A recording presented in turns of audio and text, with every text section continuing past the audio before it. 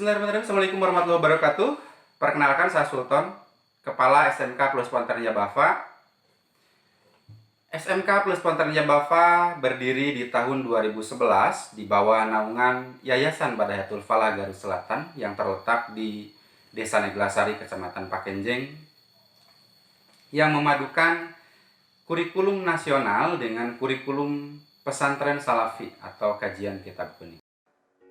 Perpaduan kurikulum pondok pesantren dengan kurikulum nasional merupakan cita-cita para pendiri yayasan, di mana tuntunan dunia birokrasi, industri, perkembangan teknologi, persaingan pasar bebas, dan perkembangan sosial yang semakin pesat tentunya harus diimbangi dengan sumber daya manusia yang memiliki kualifikasi ilmu pengetahuan dan teknologi sebagai basis keunggulan, serta memiliki etika, moral, akhlakul karimah sebagai basis kepribadian.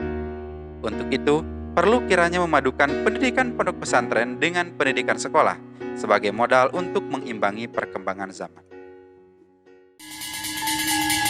Pada saat normal, kegiatan harian siswa dimulai dari jam 3.00 yang ditandai dengan adanya bunyi bel oleh petugas piket atau keamanan santri sampai pukul 22.30.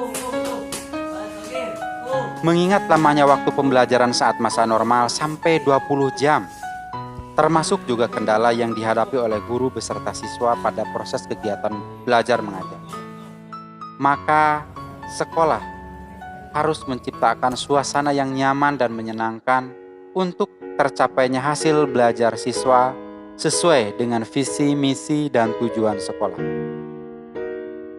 Namun, didapati data bahwa waktu pembelajaran di pondok lebih dominan dibanding dengan kegiatan belajar di sekolah, sehingga terjadi ketimpangan antara kegiatan belajar mengajar di pesantren dengan kegiatan belajar mengajar di sekolah, yang mengakibatkan peserta didik kelelahan saat kegiatan belajar mengajar di sekolah.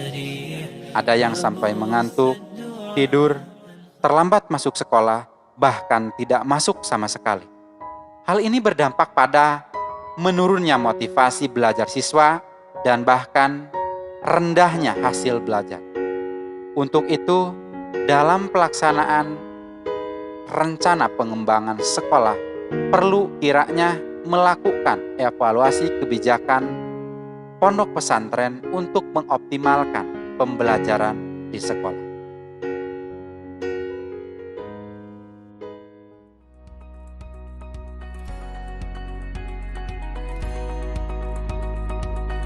Solusi terbaik untuk mengatasi permasalahan di SMK Plus Ponternya Bava adalah dengan melakukan evaluasi kebijakan pondok pesantren melalui musyawarah mufakat untuk mengoptimalkan pembelajaran.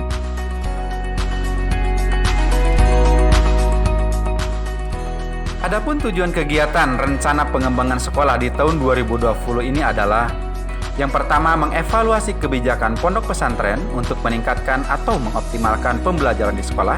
Yang kedua, menciptakan keseimbangan pola asuh atau pola didik antara pesantren dan sekolah. Ketiga, menumbuhkan semangat peserta didik dalam mengikuti proses belajar mengajar sehingga tercipta suasana belajar yang aktif, kreatif, nyaman, dan menyenangkan, atau sering kita kenal dengan student well-being.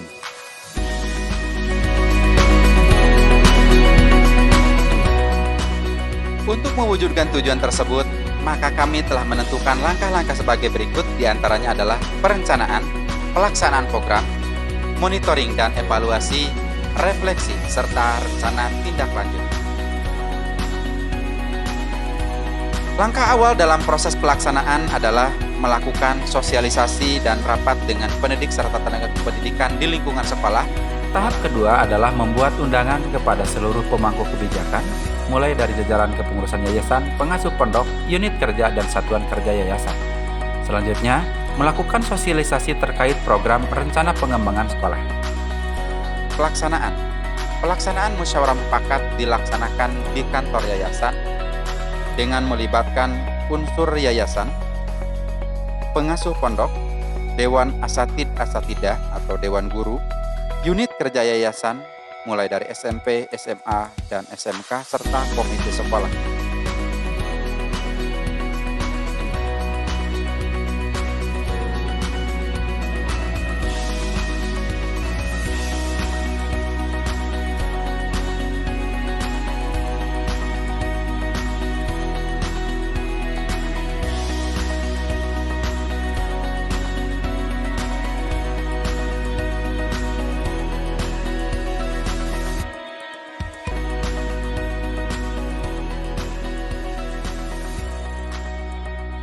Berdasarkan hasil kegiatan rencana pengembangan sekolah tahun 2020 yang dituangkan melalui musyawarah evaluasi kebijakan pondok pesantren terhadap optimalisasi pembelajaran di sekolah, didapati data bahwa yang pertama, terciptanya keseimbangan pola asuh antara pesantren dan sekolah. Yang kedua, terjadi perubahan program, yakni adanya perubahan pada jadwal kegiatan belajar mengajar di pondok dan telah disesuaikan. Di antaranya, yang pertama, KBM pagi yang asalnya pukul 05.00 sampai 07.00 menjadi pukul 05 sampai 06.00. Yang kedua, KBM di sekolah dari jam 7.30 sampai 11.45 dan dilanjutkan setelah sholat zuhur, yakni mulai 13.00 sampai 14.00. Selanjutnya, KBM siang yang asalnya 14.00 sampai 15.00 dihilangkan atau diganti dengan istirahat.